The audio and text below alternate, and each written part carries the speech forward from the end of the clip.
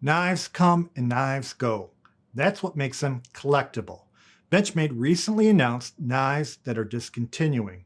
Unfortunately on this list was the Anthem. I call this knife butter. It's silky smooth with some of the finest materials in a knife. So we're going to take a closer look at this knife and you can decide if you're going to pick one up before they're all gone. So let's go inside the Benchmade Anthem.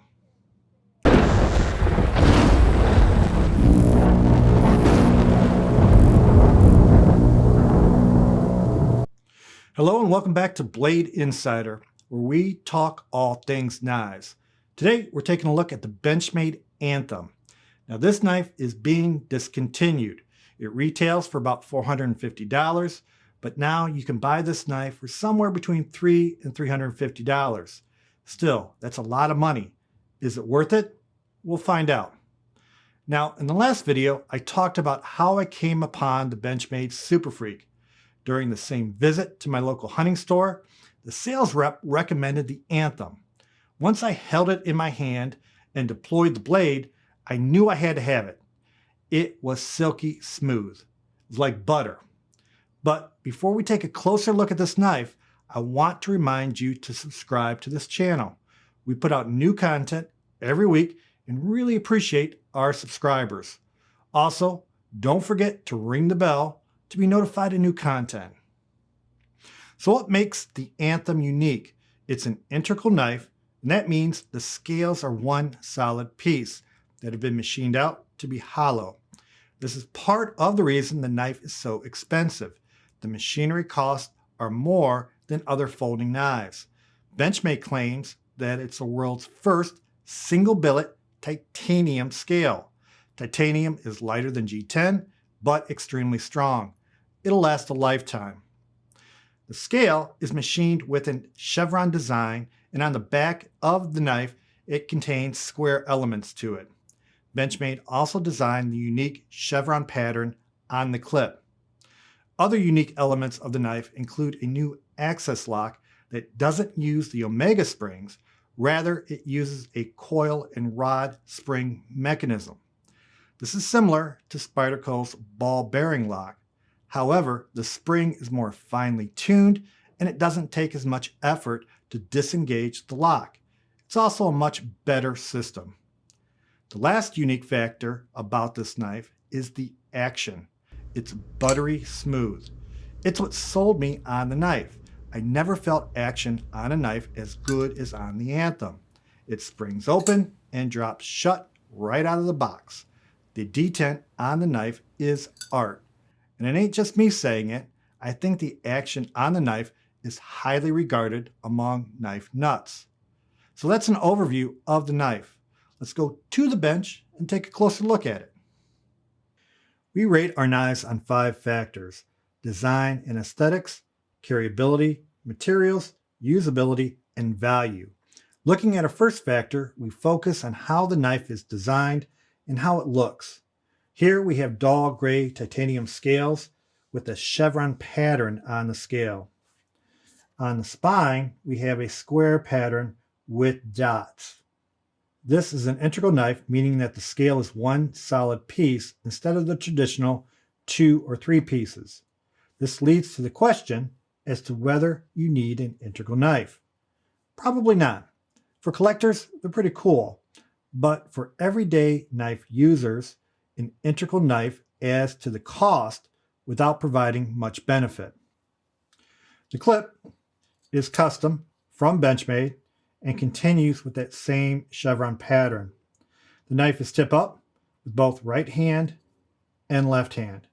There is no lanyard hold on the lock, and the locking mechanism is a type of access lock. But instead of the omega spring, it has a rod and coiled spring mechanism that's housed in the back of the spine of the knife. Now this is similar to Spyderco's ball bearing lock, but it's tuned much better. The blade is made out of CPM 20 CV steel. It has a drop point with dual thumb studs. Both thumb stud and the axis lock have a cog design to them, which differentiates itself from other Benchmade products. The knife has a sleek and slender design to it. The scales are chamfered and the machining is top-notch. But rolling it around in your hand, it has the feel and sound of cold metal. See if you can hear this.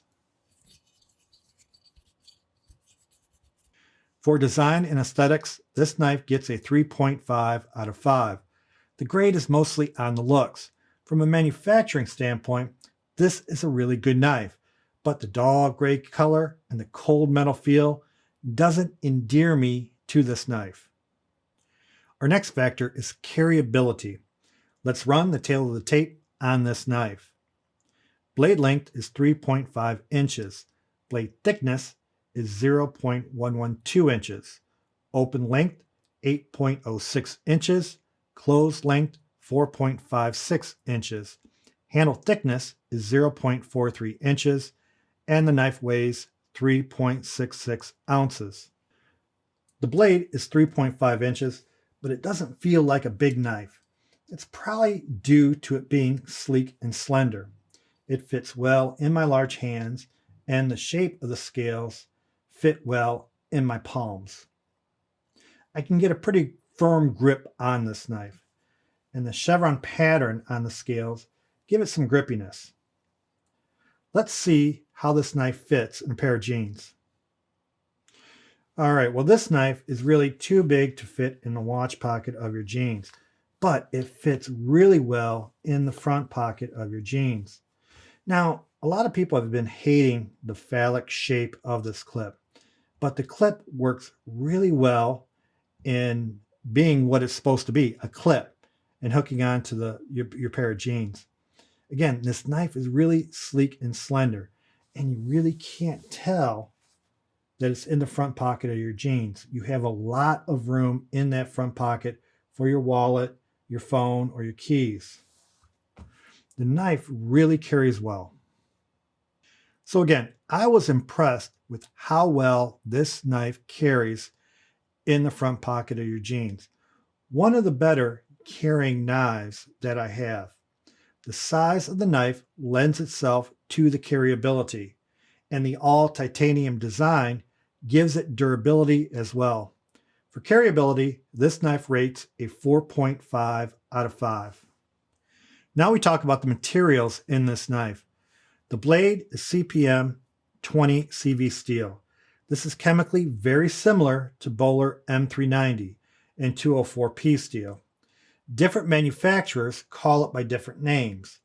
This type of steel is widely regarded as one of the best knife steels. Let's use the edge retention study by KnifeSteelNerd Larrin to see how this knife rates with other steels in terms of edge retention. You can see by the chart that 204P or 20 CV ranks among the best metals in edge retention. That's because it contains 4% vanadium. The higher percentage of vanadium creates vanadium carbides in the metal, which promotes edge retention. Now let's talk about the scales. Again, this is an integral scale knife, meaning that it's all one piece. Each unit is precisely milled from a solid piece of titanium. The titanium is anodized billet titanium, which retains its dull gray color. You can have the material anodized further to a number of different colors. Now you can't get much better in terms of raw materials used in a knife. For materials, this knife rates a 5 out of 5. The fit and finish on this knife are fantastic. This knife came sharp and perfectly centered. You can buy this knife for 2 reasons.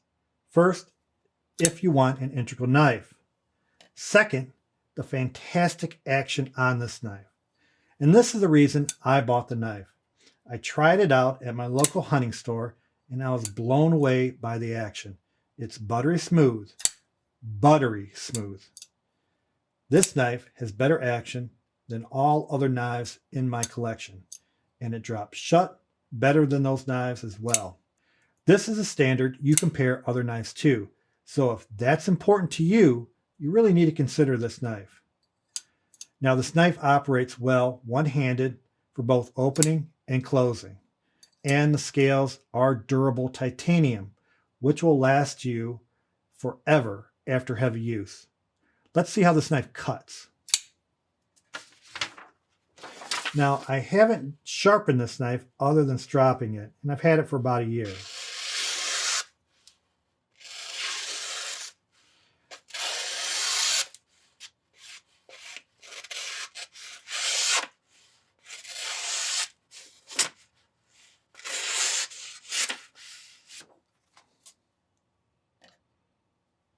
For usability, this knife gets a 5 out of 5.